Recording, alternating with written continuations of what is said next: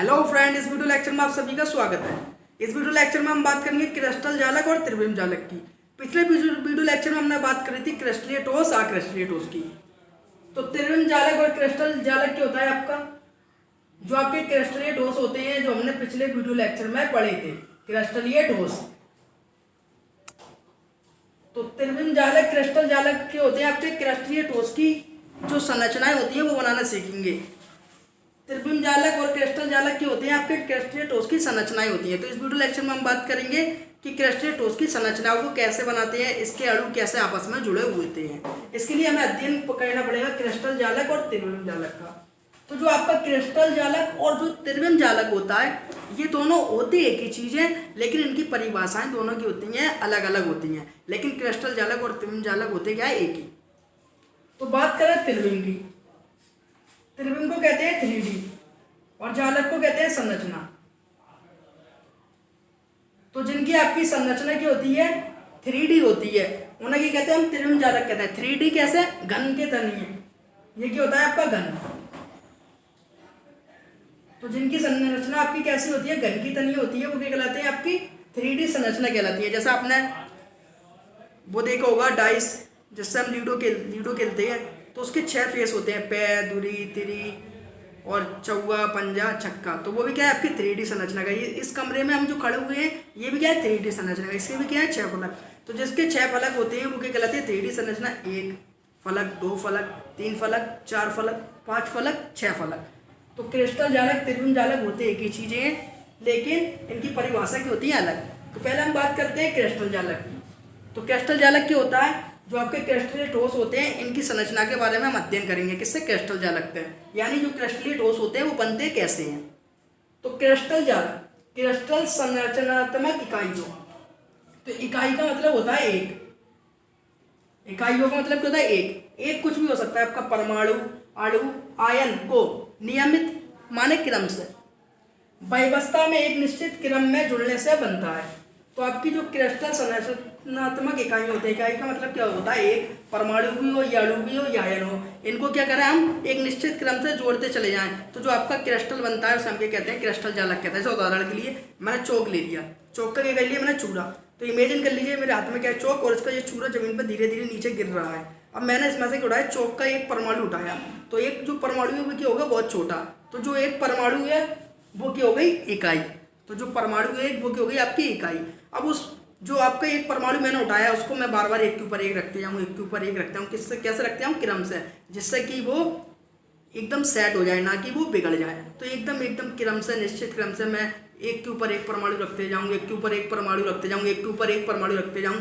तो जिस क्रिस्टल का निर्माण होगा वो क्या कहलाएगा, आपका क्रिस्टल जालक कहलाएगा। और जो उसका चूरा कर दिया, जो उसका सबसे छोटा कण होगा वो क्या कहलाएगा, परमाणु। तो यही लिखा हुआ है आपका, क्रिस्टल संरचनात्मक इकाइयों परमाणु, अणु, आयन को नियमित व्यवस्था में एक निश्चित क्रम से जुड़ने से बनता है। जैसे मैंने लोहे का चूरा कर लिया, लोहे का चूरा कर लिया, आप लोहे का चूरा कर लिया, तो छोटे छोटे क्या होंगे, उसके कण होंगे। वो छोटे छोटे जो कण होंगे, सबसे छोटा कण होगा वो क्या होगा, परमाणु। अब उस एक परमाणु को डालो, एक के ऊपर एक लोहे का परमाणु, एक के ऊपर एक, एक के ऊपर एक, एक के ऊपर एक क्रम से रखते जाओ। एक के ऊपर एक क्रम से रखने पर, एक के ऊपर एक क्रम से रखने पर जो आपका क्रिस्टल बनेगा उसे हम क्या कहते हैं, क्रिस्टल जालक कहते हैं। इसके लिए मैं दीवार का आपको एक उदाहरण देता हूं। आपकी एक दीवार है, आपकी क्या है, एक दीवार। दीवार किसकी बनी होती है, आपकी ईंट की बनी होती है। दीवार किसकी बनी होती है, ईंट की। तो ये ईंटें हैं आपकी, ये क्या है, आपकी दीवार। अब जो दीवार क्या है, एक आपका क्रिस्टल जालक है। अब मैं कहूँ इसकी इकाई क्या है, इकाई माने एक, जिस चीज को बार बार दोहराने पर बना है, तो इसकी इकाई क्या है, ईंट। तो यहीं पर ये लिखा है क्रिस्टल संरचनात्मक इकाई। इकाई कुछ भी हो सकती है, परमाणु, अणु, आयन। तो इकाई क्या है, ईंट। अब ईंट को बार बार दोहराने पर क्या बनता है, आपका एक क्रिस्टल जालक बनता है। अब जैसे ईंट है, ईंट भी किसी से मिलकर बनी होगी। अब ईंट का चूरा कर लिया, छोटा छोटा चूरा कर लिया, तो जो छोटे छोटे चूरा हुआ वो क्या हो गए, आपके परमाणु हो गए। अब उन परमाणु को बार बार हम दोहराएं, एक के ऊपर एक, एक के ऊपर एक, एक के ऊपर एक, एक के ऊपर एक। तो उन परमाणुओं को जब हम एक के ऊपर एक दोहरा रहे हैं, तो हमारे जिस क्रिस्टल का निर्माण होता है उसे हम क्या कहते हैं, क्रिस्टल जालक कहते हैं। तो यही लिखा है, क्रिस्टल संरचनात्मक इकाइयों परमाणु, अणु, आयन को नियमित व्यवस्था में एक निश्चित क्रम से जुड़ने से बनता है। यानी जो आपकी चौक थी उसका चूरा करा और उस परमाणु को एक के ऊपर एक, एक के ऊपर एक, एक के ऊपर एक रखा और जोड़ा, जो बना वो क्या कहलाएगा? आपका क्रिस्टल जालक कहलाएगा। अब बात करते हैं त्रिविम जालक की। तो त्रिविम में अनंत बिंदु, यानी जो भी आपकी 3D संरचना में बनती है, जो क्रस्ट ईट होती है, वो भी क्या है? आपकी 3D संरचना है। तो ये 1-2 परमाणु या 3, 1 लाख 2 लाख परमाणुओं के जुड़ने से नहीं बनता। अनंत, अनंत माने बहुत सारे, जिसकी कोई गिनती नहीं है। जैसे मैंने ईट का चूरा कर दिया, तो ईट का जो चूरा करेंगे तो छोटे छोटे कण होंगे, वो क्या होंगे? आपके परमाणु। अब मैं कहूँगा इसको गिन के बताओ, तो आप नहीं गिन पाएंगे, क्योंकि उसमें गिनती नहीं है। जिसकी हम गिनती नहीं कर पाते उसे क्या कह देते हैं? अनंत। तो उन सबको एक के ऊपर एक, एक के ऊपर एक, एक के ऊपर एक, यानी अनंत बिंदु। इसलिए यहाँ पर जो शब्द यूज किया गया है अनंत बिंदु, यानी अनंत परमाणु। अनंत बिंदुओं का मतलब कुछ भी हो सकते हैं, अणु, परमाणु, आयन। इनको एक के ऊपर एक, एक के ऊपर एक, एक के ऊपर एक जोड़ने पर जिस क्रिस्टल का निर्माण होगा वो क्या कहलाएगा? आपका त्रिविम जालक कहलाता है। तो त्रिविम में अनंत बिंदुओं, अणु, परमाणु, आयन की नियमित व्यवस्था को क्रिस्टल जालक या त्रिविम जालक कहते हैं। तो क्रिस्टल जालक या त्रिविम जालक दोनों की होती हैं आपकी एक ही चीज़ होती हैं, लेकिन इनकी डेफिनेशन क्या होती हैं? अलग अलग होती हैं। एक बार और बता देता हूँ मैं आपको, एक बार आपके अच्छी से समझ में आ जाए। तो चौक ले ली मैंने, चौक का मैंने क्या कर लिया? चूरा कर लिया। तो उसके जो छोटे छोटे परमाणु हैं, उन परमाणु को एक के ऊपर एक रख के, एक के ऊपर एक रख के जोड़ते चले जाएं, जोड़ते चले जाएं। जो आपका बनेगा वो क्या कहलाएगा? क्रिस्टल जालक कहलाएगा। जो क्या हो गई? क्रिस्टल जालक की परिभाषा हो गई। क्रिस्टल जालक, त्रिविम जालक एक ही होते हैं, लेकिन दोनों की परिभाषाएं क्या थोड़ी डिफरेंट है। त्रिविम जालक में क्या है? त्रिविम में अनंत बिंदु। अनंत बिंदु का मतलब बहुत सारे, बहुत सारे का मतलब जिनकी गिनती नहीं हो। ऐसे मैंने कहा 2 परमाणु रख दो तो क्रिस्टल बन गया, ऐसा नहीं होगा। चौक का चूरा करो उसको आप गिन पाओगे, जिसकी गिनती नहीं कर पाते उसको बोलते हैं हम अनंत। अनंत माने बहुत सारे। जब बहुत सारे परमाणु हुआ एक के ऊपर एक के ऊपर, अब वो परमाणु भी हो सकते हैं, अणु भी हो सकते हैं, आयन कुछ भी हो सकते हैं। इनको आपस में एक के ऊपर एक, एक के ऊपर एक जोड़ने पर जिस क्रिस्टल का निर्माण होता है उसे हम क्या कहते हैं? क्रिस्टल जालक या त्रिविम जालक कहते हैं। तो आपका जो त्रिविम जालक होता है उसमें हमें 2 चीज़ें देखने को मिलती हैं। पहली क्या? त्रिविम जालक का प्रत्येक बिंदु अन्य बिंदुओं से बिल्कुल समान होता है। तो बिंदु मतलब परमाणु, अणु, आयन। जैसे चौक है, चौक का मैंने चूरा कर लिया तो छोटे छोटे परमाणु गिरे, तो सभी परमाणु के होंगे आपस में बराबर होंगे। यानी जैसे दूसरा चौक का परमाणु होगा वैसे ही तो दूसरा लोहा है, लोहे का मैंने चूरा कर लिया। तो लोहे का जब मैंने चूरा करा तो मैंने उठा के देखा तो लोहे का जो परमाणु है एक वैसे ही दूसरा परमाणु होगा, क्योंकि उसकी जो संरचना है वो किससे ही बनी है? लोहे के छोटे छोटे परमाणु को जोड़ने पर उस बड़े लोहे का निर्माण हुआ था। ऐसी ईंट है, ईंट का मैंने क्या कर लिया? चूरा कर लिया ईंट का। तो ईंट की जो बनी हुई है वो किससे बनी? उन छोटे छोटे परमाणुओं से। अब उन सभी छोटे परमाणुओं को हाथ पे रख के देखें तो सभी की संरचना क्या दिखेगी? आपको समान दिखेगी। एक और एग्जाम्पल देता हूँ, जैसा आपका नमक का डेला साबुत। तो नमक के डेलों को हमने चूरा कर लिया, तो हमने चूरा कर लिया वो क्या बन गया? पिसा नमक। पिसा नमक को हाथ में रख के देखना तो सबके क्रिस्टल के होंगे? बराबर होंगे। तो यही बात की गई है। तो आपका जो बड़ा है, बड़ा नमक का डेला, वो क्या हो गया? आपका त्रिविम जालक हो गया। और वो जिन छोटे छोटे क्रिस्टलों से मिलकर बना है वो क्या हो गए? आपके अणु, परमाणु, आयन। उनको बार बार जोड़ने पर क्या बन गया? आपका त्रिविम जालक बन गया। तो त्रिविम जालक का प्रत्येक बिंदु अन्य बिंदुओं से बिल्कुल समान होता है। यानी नमक के डेले का चूरा कर लेंगे तो जितने भी छोटे छोटे परमाणु होंगे सबके होंगे बिल्कुल समान होंगे। पॉइंट दूसरा, तो त्रिविम जालक के लिए 2 बातें याद रखनी है। सभी परमाणु क्या होते हैं? एकदम बिल्कुल समान होते हैं। सभी नमक का चूरा करने पर जितने भी छोटे छोटे परमाणु होंगे सबके होंगे बराबर में आपस में समान होंगे। नोट 2, त्रिविम जालक प्रत्येक बिंदु परमाणु या परमाणुओं के समूह को प्रदर्शित करता है। तो जो हम कोई क्रिस्टल को निर्माण करते हैं तो उसमें जो एक परमाणु रखेंगे वो क्या होगा? आपका नमक का होगा। अगर बहुत सारे रख दिए तो क्या होगा? परमाणुओं का समूह। तो यही बात की गई है कि त्रिविम जालक का प्रत्येक बिंदु परमाणु या परमाणुओं के समूह को प्रदर्शित करता है। अगर वो चूरे के रूप में एक उठाए हुआ है तो वो क्या है? परमाणु। और उसको बार बार हमने एक के ऊपर एक दोहरा के एक के ऊपर एक रखकर जोड़कर जो बनाया है वो क्या होगा? आपका त्रिविम जालक यानी परमाणुओं का समूह। अब बात करते हैं इकाई सेल या एकक कोशिका की।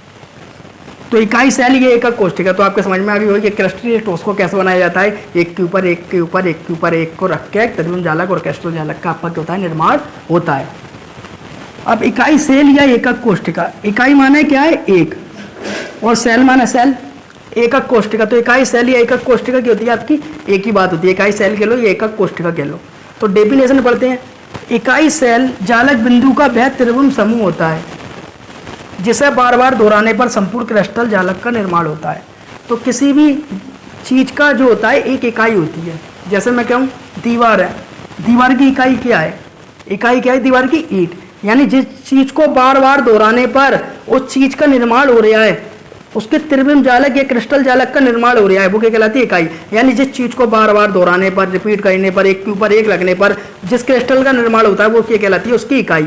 या दीवार है, दीवार की इकाई क्या है? ईंट। यानी बार बार ईंट को दोहराने पर क्या बनने है? ये आपकी दीवार बन रही है, तो दीवार की इकाई की हो गई ईंट। इसी तरह चौक है, चौक का चूरा कह लिया, तो जो चौक का छोटा छोटा परमाणु उसे एक के ऊपर एक रखने पर, एक के ऊपर एक रखने पर, बार बार दोहराने पर जिस आपकी चौक का निर्माण हो रहा है उसका जो सबसे छोटा परमाणु है वो क्या हो गया? आपका इकाई हो गया। तो किसी भी चीज का चूरा कर लो और उसका जो छोटा सबसे कण हो उसको बार बार दोहराने पर उस चीज का निर्माण हो रहा है, वो क्या है? आपका इकाई कहलाती है। जैसे हमारे शरीर है, हमारे शरीर की इकाई क्या है? कोशिका। उसे बार बार दोहराने पर क्या होता है? हमारा निर्माण होता है।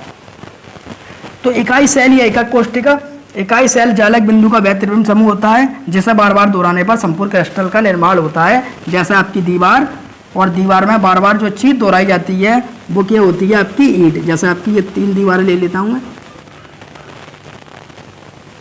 जो आपकी दीवार ले ली मैंने,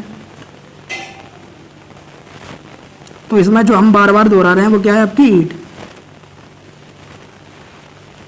तो जो आपकी दीवार है इसमें हम बार बार दोहरा रहे हैं कि वो ईंट, और दीवार में बार बार ईंट को दोहराने पर क्या बन रही है? आपकी दीवार बन रही है। तो एकक कोशिका क्या है? इस दीवार की आपकी, या इकाई सेल क्या है? इस दीवार की आपकी ईंट। तो हमने ये तो पढ़ लिया इकाई सेल की होती है आपकी जिस चीज को बार बार दोहराने पर किसी क्रिस्टल का निर्माण होता है वो क्या कहलाती है? आपकी इकाई सेल या एकक कोशिका कहलाती है। अब जो ईंट होती है आपकी, इकाई सेल होती है, एक ही साइज की नहीं होती, साइज के होते हैं, अलग अलग होते हैं। कोई ईंट मोटी होती है, कोई आपकी पतली होती है, कोई छोटी होती है, कोई चौड़ी होती है। अब जो आपका एकक कोशिका इकाई सेल है यानी एकक कोशिका है, वो छोटा परमाणु है, सबका अलग अलग होगा। लोहे का छोटा परमाणु अलग होगा, नमक का अलग होगा, किसी का साइज छोटा होगा, किसी का क्या होगा? बड़ा होगा। जिसी तरह ईंट क्या है? इसकी इकाई है दीवार की। तो ईंट कोई छोटी भी होती है, कोई मोटी भी होती है, कोई पतली भी होती है। अब ये ईंट हम साइज की बनाते कैसे हैं? मोटी वाली कैसे बनाते हैं, पतली वाली कैसे बनाते हैं, छोटी वाली कैसे बनाते हैं, चपटी वाली कैसे बनाते हैं? इन ईंटों की साइज को बनाने के लिए हमें अध्ययन करना पड़ेगा पैरामीटर्स का। पैरामीटर की सहायता से हम मोटी, पतली, छोटी और अलग अलग डिजाइनों की क्या बनाते हैं? ईंटें बनाते हैं। इसका आप स्क्रीनशॉट ले लें, उसके बाद हम डिस्कस करेंगे पैरामीटर्स पर। अब बात करते हैं हम एकक कोशिका के पैरामीटर से। तो एकक कोशिका के पैरामीटर, तो एकक कोशिका को दर्शाने के लिए कुछ पैरामीटर्स की आवश्यकता होती है। ये पैरामीटर अक्षीय लंबाई एवं अक्षीय कोण के रूप में होते हैं। तो हम जो एकक कोशिका बनाते हैं, ईंट बनाते हैं, उसको बनाने के लिए हमें अक्षीय लंबाई और अक्षीय कोण की आवश्यकता होती है। तो हम एक एकक कोशिका बनाते हैं सबसे पहले। तो ये क्या है? आपकी एक एकक कोशिका है। ये क्या है? आपकी एक एकक कोशिका। ठीक है, ये क्या है? आपकी एकक कोशिका। तो पहले हम बात करते हैं इस एकक कोशिका में अच्छी लंबाई क्या होती है, जिनकी सहायता से क्या बनाते हैं? हम एकक कोशिका बना सकते हैं भिन्न भिन्न प्रकार की। तो पहले हम बात करते हैं अच्छी लंबाई की। तो अच्छी लंबाई आपकी 3 होती है बच्चों। अच्छी लंबाई तो आपने पढ़ा होगा अक्ष, आपकी 3 अक्ष होती हैं, जो होती है आपकी एक्स अक्ष, ये होती है आपकी वाई अक्ष, और ये आपकी नीचे वाली की होती है जेड अक्ष। तो ये आपकी 3 अक्षीय लंबाई होती है, एक एक्स अक्ष, एक वाई अक्ष और एक जेड अक्ष। तो ये क्या है? आपकी एक्स अक्ष है, और ये क्या है? आपकी वाई अक्ष।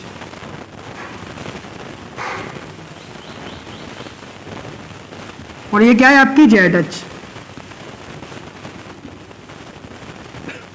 तो अक्षीय लंबाई क्या होती है आपकी?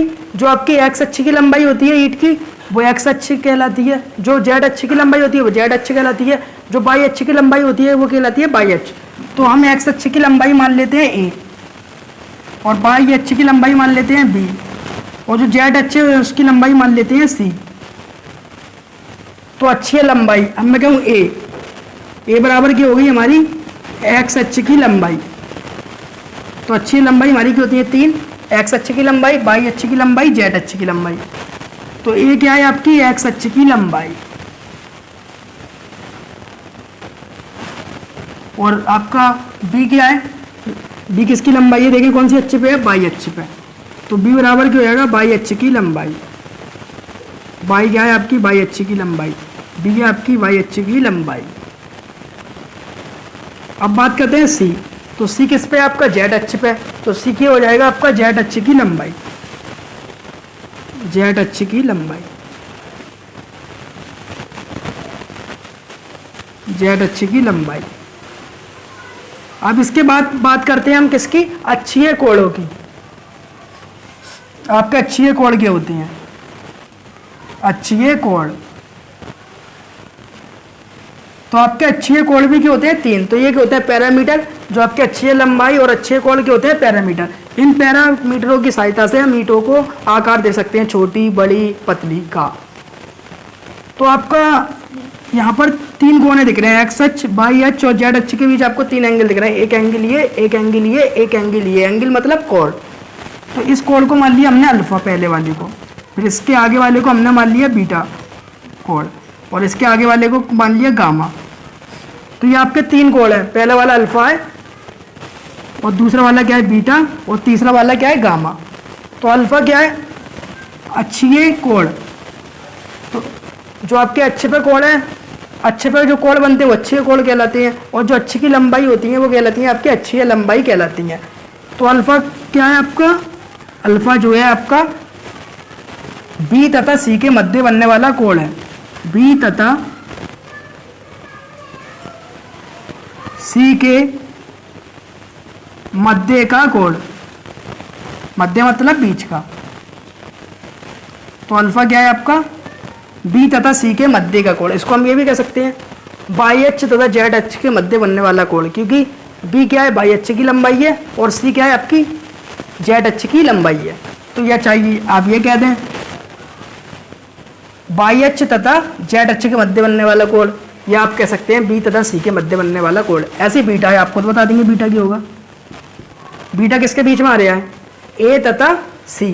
तो बीटा किसका कोण हो गया, ए तथा सी के मध्य बनने वाला कोण। ए तथा सी के मध्य, ए तथा सी के मध्य का कोण। मध्य मतलब बीच का कोण। अब बात करते हैं हम गामा की। तो गामा देखें किसके बीच में है, गामा बी तथा ए के बीच में है। तो ए तथा बी के मध्य बनने वाला कोण। तो गामा किसके बीच बनने वाला कोण है, ए तथा बी के मध्य का कोण है। तो आपके जो पैरामीटर्स होते हैं 6 होते हैं। 3 होती हैं आपकी अक्षीय लंबाई है, एक्स अक्ष की लंबाई, वाई अक्ष की लंबाई, जेड अक्ष की लंबाई, और 3 होते हैं आपके अक्षीय कोण, अल्फा, बीटा, गामा। अब कोण किसकी कैसा भी हो सकता है, 90 डिग्री का, 45 डिग्री का, 100 डिग्री का। तो ए बी सी का मान, जैसे ए का मान आपने इतना ले लिया, बी का मान छोटा सा ले लिया, और सी का मान आपने और छोटा सा ले लिया। तो इसके हिसाब से कई डिज़ाइन की आपके बना सकते हैं, ईंटें बना सकते हैं संरचना वाली। जैसे इसकी डिज़ाइन अलग और इसकी डिज़ाइन क्या अलग है। जैसे एक मैंने चौड़ी ले ली जी, इस तरीके से ईंट बना दी एक, तो इसका क्या हो गया, अलग हो गया, क्योंकि इसकी अच्छी लंबाई, अच्छी कोण क्या है, अलग अलग है। तो इस तरीके से आप कई प्रकार के क्रिस्टल बना सकते हैं। तो ये आपकी अच्छी लंबाई होती है, अच्छी कोण हो गई। ये आपकी 3 अच्छी लंबाई हो गई और 3 के हो गए अच्छी कोण। तो मैंने आपसे ये कहा था जो पैरामीटर्स होते हैं वो आपके कितने हो गए, 6। 3 अच्छी लंबाई और 3 के अच्छे कोण। इन पैरामीटरों की सहायता से हम ईंटें बना सकते हैं, छोटी, मोटी, पतली। तो हमने पैरामीटर्स का तो ज्ञान कर लिया कि आपके 3 पैरामीटर्स अच्छी लंबाई होती है, एक्स अक्ष की लंबाई, वाई अक्ष की लंबाई, जेड अक्ष की लंबाई, और 3 के होते हैं आपके अच्छे कोण होते हैं। तो इन पैरामीटरों की सहायता से हम 7 प्रकार की एकक कोष्ठिका बनाते हैं। एकक कोष्ठिका मतलब इकाई सेल, और इकाई सेल मतलब ईंट, यानी इकाई सेल, एकक कोष्ठिका, ईंट, ये सब क्या है, एक ही है। इकाई सेल मतलब किसी चीज़ को बार बार दोहराने पर जिस क्रिस्टल का निर्माण होता है वो कहलाती है आपकी इकाई सेल कहलाती है। तो इन 6 पैरामीटरों का यूज़ करके हम 7 प्रकार की ईंटें बना लेते हैं। इनका आप स्क्रीनशॉट ले लें। फिर इन पैरामीटरों की सहायता से हमने जो 7 प्रकार की ईंटें बनाई हैं, एकक कोष्ठिका बनाई हैं, हम उनका अध्ययन करेंगे। अब हम बात करते हैं अपनी एकक कोष्ठिकाओं की, जो हमने पैरामीटर की सहायता से बनाई हैं। तो पैरामीटर की सहायता से जो आपकी एकक कोष्ठिकाएं बनती हैं वो 7 प्रकार की बनती हैं। तो ये आपकी 7 प्रकार की एकक कोष्ठिकाएं लिखी हैं। पहली है घनीय, दूसरी है द्विसमलवांश, तीसरी विषमलवांश, चौथी एकनताज, पांचवी त्रिनताज, और इन सबके आगे के लगा लेना है आपको एकक कोष्ठिका। एकक कोष्ठिका मतलब ईट, ईट मतलब इकाई सेल। तो पैरामीटरों को के मान को बदल के, ए का मान अलग करके, बी का मान अलग करके, जो आपने एकक कोष्ठिकाएं बनाएंगे, ईंटें बनाएंगे, वो 7 प्रकार की बनाएंगे। विषम लवांश, एक नचाद, त्रिनचाद, षटकोणीय और त्रिकोणीय। और ABC मैंने अभी बताया था, ये कहती है हमारी अच्छी है लंबाई ABC। एकदम बढ़िया करके आपको समझाऊंगा जिससे आप कभी नहीं भूलें। तो ABC क्या है आपकी अच्छी है लंबाई, और अल्फा बीटा गामा क्या है, ये है आपके अच्छी है कोण, अच्छी है कोण। तो ये क्या है आपकी घनीय एकक कोष्ठिका। अब घनीय एकक कोष्ठिका यानी घनीय प्रकार की ईंट किसमें देखने मिलती है, तो आपने जो देखा सोडियम क्लोराइड है NaCl, उसके जो क्रिस्टल होते हैं, उसकी जो संरचना होती है वो घनीय एकक कोष्ठिका की तनीय होती है। तो मैं एक बार आपको घन बना देता हूं जिससे आपको अच्छी तरीके समझ में आया। तो ये मैंने घन बना दिया। तो ये क्या होती है आपकी एक्स अक्ष की लंबाई ये होती है आपकी बाई अक्ष की लंबाई क्या थी हमारी बी, ये होती है जेड अक्ष की लंबाई क्या सी। ये आपके कोण होते हैं, ये अल्फा कोण होता है आपका, और ये क्या होता है आपका बीटा, और ये क्या होता है आपका, इसको सही से बना देते हैं, ये आपका अल्फा कोण होता है, ये बीटा, और ये क्या होता है हमारा गामा। तो ए बी सी क्या है, ए एक्स अक्ष की लंबाई, बी बाई अक्ष की लंबाई, और सी जेड अक्ष की लंबाई, और अल्फा बीटा गामा क्या है हमारे कोण। तो घनीय एकक कोष्ठिका किसे कहते हैं, जब आपकी ए बी सी यानी ए क्या है एक्स अक्ष की लंबाई, बी क्या है आपकी बाई अक्ष की लंबाई, जेड क्या है सी अक्ष की, और जेड सी क्या है आपकी जेड अक्ष की लंबाई। जब आपकी एक्स अक्ष की लंबाई, बाई अक्ष की लंबाई, जेड अक्ष की लंबाई, तीनों लंबाइयां बराबर हो, और अल्फा बीटा गामा यानी तीनों के कोण क्या हो, तीनों कोण बराबर हो, वो कितने हो 90 डिग्री के, तो जो आपकी घनीय एकक कोष्ठिका कहलाती है। उदाहरण क्या है आपका NaCl। तो जो NaCl होता है, NaCl जो ईंट होती है वो क्या होती है आपकी घनीय एकक कोष्ठिका की तरह होती है। दूसरी क्या है द्विसमलवाज। तो दूसरी एकक कोष्ठिका क्या है द्विसमलवाज। ये कैसे बनती है, एक्स अक्ष की लंबाई और बी क्या है बाई अक्ष की लंबाई, ये दोनों बराबर होनी चाहिए, लेकिन सी इसके बराबर नहीं होनी चाहिए। जैसे मैं आपको समझाऊं, ये क्या है आपकी एक्स अक्ष और ये क्या है आपकी बाई अक्ष, ये दोनों लंबाइयाँ क्या होनी चाहिए आपकी बराबर होनी चाहिए, और सी क्या होती है जेड अक्ष की लंबाई, ये इससे क्या रहे छोटी रहे, और अल्फा बीटा गामा ये तीनों कोण के हों आपके 90 डिग्री के हों, एक दूसरे के लंबवत हों। तो जब आपकी ए और बी भुजा बराबर हो और सी इन दोनों के बराबर नहीं हो और तीनों कोण 90 हों, तो आपकी जो एकक कोष्ठिका होती है ईंट होती है वो क्या होती है SnO2। इसकी संरचना हमने जो देखी है SnO2 की, वो कैसी होती है द्विसमलवांश। तो ये 7 एकक कोष्ठिकाएं, दूसरी क्या है द्विसमलवांश। तो SnO2 की जो हमने संरचना बनाई, ईंट बनाई, तो वो क्या थी SnO2 जैसी थी। और तीसरा क्या है आपका विषमलवांश। इसमें क्या होता है आपका A बराबर B बराबर C, तो जी क्या इज़ नॉट इक्वल। तो ए बी सी तीनों क्या होते हैं आपस में बराबर नहीं होते हैं, और अल्फ़ा बीटा गामा जो तीनों आपस में बराबर होते हैं, कितने होते हैं 90 डिग्री के। तो जब एक ये क्या है एक्स अक्ष की लंबाई और बी क्या है आपकी बाई अक्ष की लंबाई और सी क्या है जेड अक्ष की लंबाई, तीनों क्या हों आपस में बराबर नहीं हो। बराबर का मतलब ये ज़्यादा बड़ी हो, ये थोड़ी छोटी हो, और ये ज़्यादा ही बड़ी हो जाए, तो तीनों लंबाइयाँ क्यों आपस में आपकी बराबर नहीं हो। जिस ईंट जब आप कोई ईंट बनाएं उसकी एक्स अक्ष बाई अक्ष जेड अक्ष तीनों अक्ष की लंबाइयाँ क्या हों बराबर नहीं हो और तीनों कोण बराबर हों, तो आपकी जो ईंट होती है वो BaSO4 के प्रकार की होती है, उसे हम क्या कहते हैं बेरियम सल्फेट। तो बेरियम सल्फेट की ईंट की होती है ABC यानी एक्स अक्ष बाई अक्ष और जेड अक्ष की लंबाइयाँ बराबर नहीं होती और तीनों कोण बराबर होते हैं, वो क्या कहलाती है आपकी BaSO4। चौथी क्या है आपकी एकनताज। इसमें क्या होता है A B और C यानी एक्स अक्ष बाई अक्ष जेड अक्ष की लंबाइयाँ आपस में बराबर नहीं होती हैं। एक्स अक्ष जो आपकी एक्स अक्ष है वो बड़ी होगी और बाई अक्ष उससे छोटी होगी, जेड अक्ष उससे छोटी होगी, यानी तीनों आपस में कभी बराबर नहीं होंगी। और अल्फ़ा और गामा का कोण 90 डिग्री होगा और बीटा का कोण 90 के बराबर नहीं होगा। तो जो आपकी ईंट होती है वो किसकी होती है कैल्शियम सल्फेट डॉट 2H2O की होती है। पांचवी जो आपकी एकक कोष्ठिका है वो क्या है त्रिनचात। त्रिनचात में क्या होता है आपका ABC यानी एक्स अक्ष बाई अक्ष जेड अक्ष की लंबाई आपस में बराबर नहीं होती हैं, ना ही तीनों कोण आपस में बराबर होते हैं। जिसका उदाहरण है आपका K2Cr2O7। जो आपकी K2RCO27 की संरचना होती है वो इस प्रकार की होती है, यानी एक्स अक्ष बाई अक्ष और जेड अक्ष की लंबाइयाँ बराबर नहीं होती हैं और ना ही तीनों कोण बराबर होते हैं। तो अच्छी है लंबाई, अच्छी है कोण, कहते हैं हमारे पैरामीटर थे। इन पैरामीटर को हमने आगे करके पीछे करके कभी एक्स अच्छे के मान को ज़्यादा कर दिया, कभी वाई अच्छे के मान को ज़्यादा कर दिया, कभी अल्फ़ा का जो कोण था उसका मान बढ़ा दिया, कभी बीटा घटा दिया। इनको आगे पीछे करके जो हमारी एकक कोष्ठकाएँ बनी थी वो 7 प्रकार की बनी थी। अब छठी की बात करते हैं। छठी क्या है? षटकोणीय। तो षटकोणीय में हमें क्या होता है, ए और बी यानी एक्स अक्ष और वाई अक्ष का मान बराबर होता है, लंबाई बराबर होती है, लेकिन सी की इनके बराबर नहीं होती। और अल्फा और बीटा 90 डिग्री का कोण बनाते हैं और गामा कितने का बनाता है? 120 डिग्री का। और संरचना देखी गई वो क्या थी? जिंक ऑक्साइड की। तो जो जिंक ऑक्साइड की एकक कोष्ठकाएँ थी उनकी संरचना क्या थी? इस प्रकार की थी कि उसमें एक्स अक्ष वाई अक्ष की लंबाई बराबर थी और जो जेड अक्ष की थी उसकी लंबाई इनके बराबर नहीं थी। और अल्फा और बीटा के कोण 90 डिग्री का था और गामा क्या था? 120 डिग्री का। इनको आपको याद नहीं करना, बस आपको क्या करना है? समझना है। त्रिकोणीय, लास्ट क्या है आपकी? त्रिकोणीय। त्रिकोणीय में क्या होता है आपका? ए बराबर बी बराबर सी, यानी एक्स अक्ष की लंबाई, वाई अक्ष की लंबाई और जेड अक्ष की लंबाई तीनों आपस में बराबर होती हैं। और अल्फ़ा बराबर बीटा बराबर गामा, लेकिन जो आपके अल्फ़ा बीटा बराबर गामा होते हैं वो 90 डिग्री के नहीं होते हैं।